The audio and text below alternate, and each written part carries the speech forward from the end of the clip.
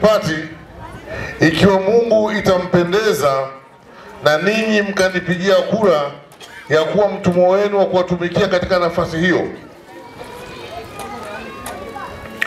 jambo la kwanza, tutahakikisha kina mama wajawazito hawatozwi gharama yoyote waendapo kujifungua. Kutakuwa hakuna gharama ya kliniki, kutakuwa hakuna gharama ya kujifungua, kutakuwa hakuna gharama hata inapombidi kufanyiwa operation. Kwa nini? Sisi tunaamini sote tulio katika chini ya jua hili tumetoka kwenye matumbo ya kina mama. Lakini sasa hivi wenzetu wamewafanya kina mama kuwa sehemu ya mfano wa udhalilishwaji. Mama akipata ujauzito ni mateso. Anaanza kuambiwa andaa vifaa, sijui mpira, sijui nini. Unaposema mpira, hivi kuna kuwa na mechi kule? Ni matusi ya makusudi haya. Kina mama wajawazito lazima wapewe heshima yao, waende wakahudumiwe na serikali, wajifungue salama salimini, na siku watakapokuwa wanaruhusiwa kurudi majumbani mwao, itakuwa ni wajibu kwa serikali ya Democratic Party DP kumpa lishe mama yeye na mtoto kwa muda wa miezi 3. Kwa nini? Tumegundua na tafiti zinaonyesha kina mama wengi sana ambao wako kwenye mfumo huu wa lalahoi wenzetu wamekuwa wakipoteza maisha yao ndani ya miezi 3 mpaka mwaka mmoja baada ya kujifungua. Kwa nini? Mama mjamzito anapojifungua, maana yake mwili wake una uchovu wa miezi 9 ya kutunza kiumbe kile. Anarudi nyumbani asubuhi, kesho anaamka na chuma tembele. Mwili haujakaa sawa sawa. Saa ngapi amejitwisha ndoo ya maji kufuata maji alete nyumbani, bado mzigo wa kuni hajaleta. Mwili haujakaa sawa sawa.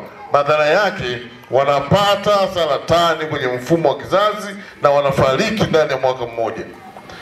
Sasa sisi hatuwezi kuwa sehemu ya kuwasaidia walalahoi wafe haraka. Sisi tunataka kuwa sehemu ya kuwasaidia walalahoi wenzetu waishi maisha marefu.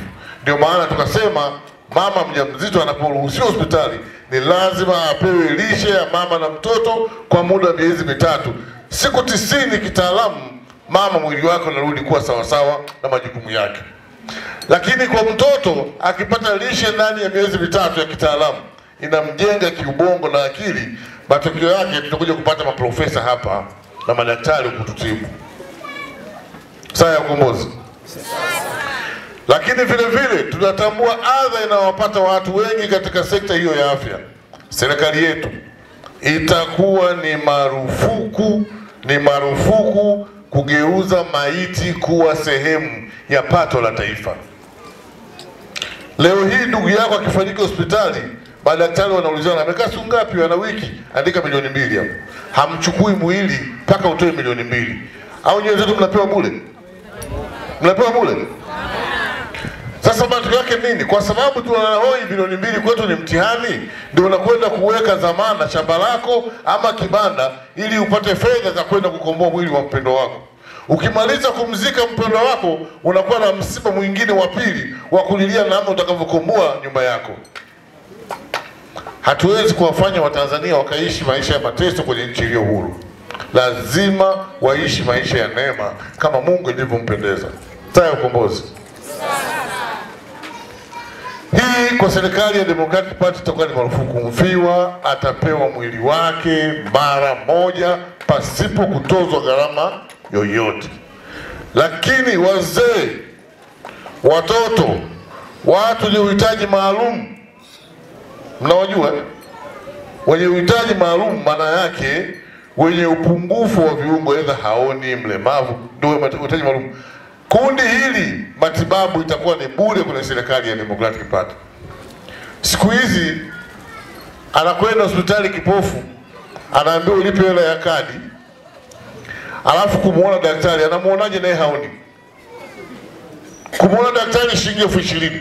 Sasa huyu haoni, anamuonaje daktari? Ni udhalilishaji wa makusudi. Hawa watu ni makundi maalum, wazee na watoto, matibabu ni bure. Tunaheshimu wazee wetu, maana kama si wao urithi huu tusingeliuona. Wangeweza kuiharibu hii nchi, lakini wameitunza mpaka sisi tumekuta mandhari haya. Maana yake wamefanya kazi kubwa sana. Kwa nini wanapokuwa wameaga dunia kwao iwe sehemu ya adhabu kuitesa miili yao moto ile kwenye baridi, wakati ndugu mnatafuta fedha za kukomboa mwili?